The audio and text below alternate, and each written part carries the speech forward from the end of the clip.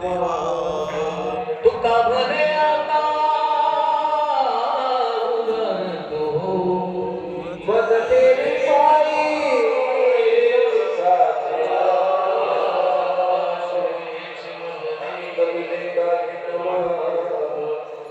नमामि सद्गुरुं शान्तं सच्चिदानंद विग्रहं पूर्ण ब्रह्म परानंदम ईशमानंद वल्लभ.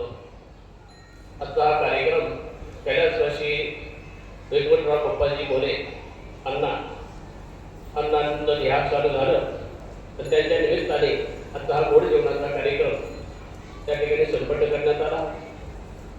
त्या कार्यक्रमाच्या निमित्ताने महाराष्ट्रातील सुप्रसिद्ध कीर्तनकार ज्यांची अनेक शतकापासून सर्व महाराष्ट्र त्यांच्या वाणीने मंत्रमुग्ध होत आहे आणि आज ही तीच मंत्रमुग्धता आपल्याला अनुभवायला येते. अशी हरिभक्तपरायण परमपूज्य आमच्या स्वानंद सिद्धवांचे जोग महाराजांच्या परंपरेतील एक महान रत्न आदरणीय परमपूज्य रामरावजी महाराज जोग आदरणीय महाराजांनी येऊन या ठिकाणी सेवा केली. त्यामुळे या सेवेच्या निमित्ताने मी त्या ठिकाणी बंधुवर्य श्री दीपकराव मोरे आणि श्री चंद्रकांत मोरे या दोघांच्याही वतीनं महाराजांची कृतज्ञता व्यक्त करतो, महाराजांचे आभार मानतो. महाराजांची कृपादृष्टी अशीच आपल्या गावावर राहावी अशी महाराजांच्या चरणी प्रार्थना करतो. जेव्हा जेव्हा आम्ही विनंती करू तेव्हा तेव्हा असेच आपले पाय या ठिकाणी लागावे असे मी त्या ठिकाणी विनंती करतो. अण्णांचे व्यक्तित्व आपल्या सर्वांना ज्ञात आहे. आपला गाव आणि परिसरामध्ये एक धुरंधर राजकारणी असं त्यांचे व्यक्तित्व होतं. तालुक्यातील सर्व त्या ठिकाणी एक असा काळ होता की स्वातंत्र्यानंतर गावोगाव सरपंच म्हटल्यानंतर एक व्यक्तित्व डोळ्यासमोर राहायचं प्रत्येक गावात. तसं माझं गाव तालुक्यामध्ये गाडीचे सरपंच म्हणजे त्या ठिकाणी आणणार होते. आजही त्यांच्याकडं सर्वांना त्या ठिकाणी तोच भाव सर्वांचा आहे आणि म्हणून असे एक उच्चतम व्यक्तित्व आपल्याला निघून जाणं ही फार मोठी खेदाची गोष्ट आहे. पण मरण प्रकृती ही शरीरे नाम, मरण ही प्रकृती आहे आणि म्हणून प्रत्येकाला हे अपरिहार्य आहे आणि म्हणून त्या पद्धतीने त्यांनी त्याचं ध्यान झालं. काही वर्षापूर्वीच वैकुंठवासी राहीबाई व्यंकटराव मोरे नानी त्यांचंही देहावसान झालं. दोघांचंही देहावसान व्हावं महाराजांनी अतिशय औचित्यपूर्ण दोघांचंही स्मरण सर्वांना शब्दाशब्दामध्ये दोघांचं स्मरण घडावं असे आपल्याला प्रत्येक शब्दामध्ये त्यांची अनुभूती येत होती आणि म्हणून नाण्यांच्या निमित्ताने त्याचप्रमाणे अण्णांच्या निमित्ताने ही सेवा या ठिकाणी संपन्न झाली.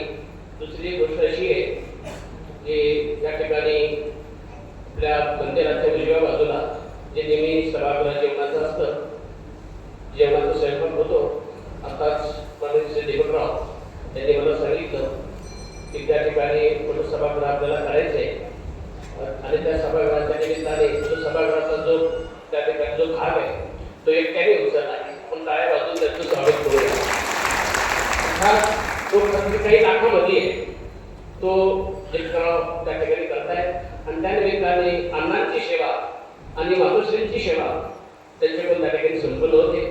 अशाच पद्धतीची ही सेवा त्यांच्याकडून मिळाली आणि त्यांच्या पाठीमागं हे आई वडिलांची कृपाशीर्वाद त्या ठिकाणी राहावे अशी मी भगवंताची प्रार्थना करतो. आजच्या या कार्यक्रमाच्या निमित्ताने आपल्या परिसरातील सर्वच गुणीजनांची मानली आणि अतिशय गोड गुणीजन म्हणजे सुभाष महाराज होते असतील, रामेश्वर महाराज असतील, उद्धव महाराज असतील, बालाजी महाराज असतील, आपल्या गावातील सर्व भक्ती मंडळ हरिभक्तपरायण, आपल्या गावातील नवोदित कीर्तनकार सोमनाथ महाराज, हरिभक्तपरायण श्री दत्ता महाराज, कोलंदगावकर, कुंभार गुरुजींचे त्या ठिकाणी परंपरेतील त्या ठिकाणी विद्यार्थी परमपूज्य दत्ता महाराज आणि इतरही सर्व हरिभक्तपरायण म्हणजे गुरुबंधू परमेश्वर महाराजचे जे महाराजांची उपस्थिती आहे इतरही सर्व गुरुजन आहेत म्हणजे देवेश महाराज आणि मृदंगाचार्य आणि इतरही दीपकराव आणि चंद्रकांत सर यांच्यावर प्रेम करणारे सर्व अध्यक्ष पाहुणे मंडळी मोठ्या प्रमाणामध्ये त्या ठिकाणी उपस्थित आहेत.